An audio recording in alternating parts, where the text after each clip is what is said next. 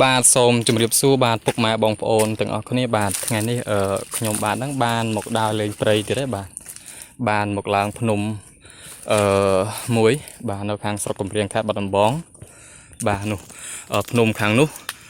ខ្ញុំឡើងអំបញ្ញមិញបាទហើយខ្ញុំចុះមកគឺខ្ញុំដើរតាមហ្នឹងមកអ្នកតាមផ្លូវនេះមកហើយក៏ងាកមកឃើញវល្លិណាវល្លិឡើងដើមឈើនេះបាទចឹងក៏ដើរមកហើយក៏ងាកមកបាទក៏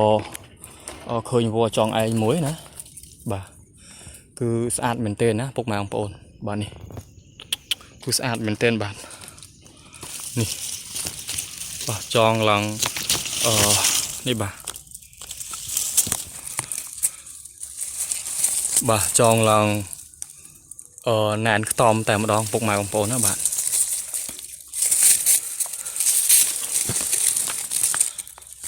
បាទនេះបាទស្អាតបាទស្អាតមែនទែនបាទពុកម៉ែបងប្អូននេះសាច់វល្លិប៉ុនម្រាមដៃបាទពុកម៉ែបងប្អូន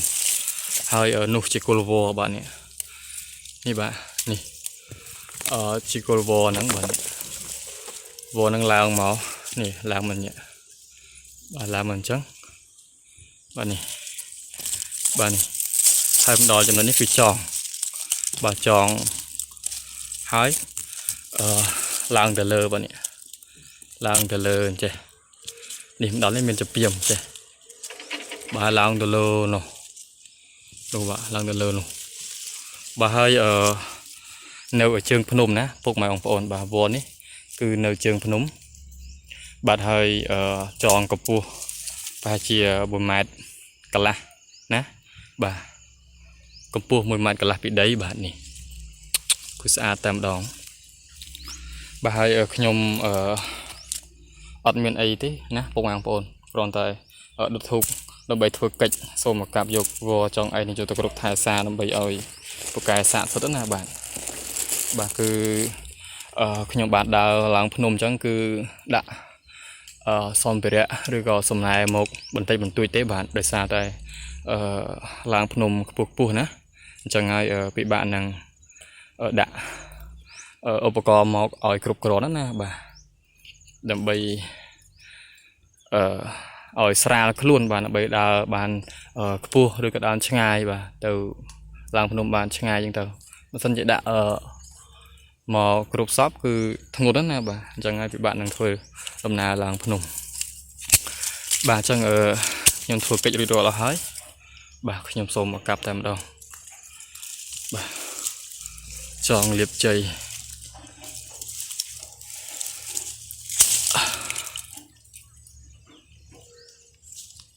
ចងមានសត្រូវ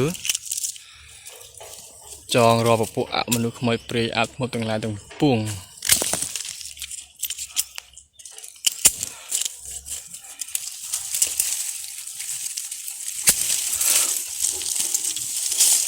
បាទនេះពុកម៉ែបងប្អូនវ៉ាវ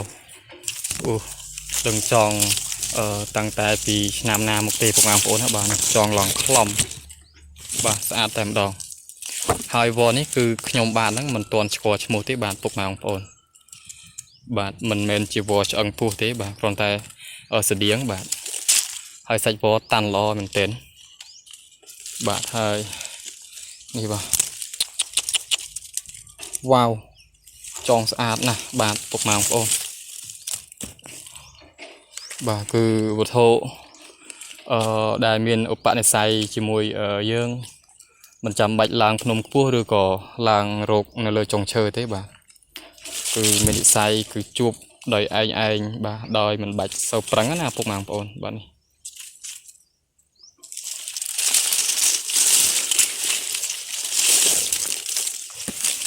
បាទគឺចងខ្លំតែម្ដងបាទពុកម៉ែបងប្អូនណា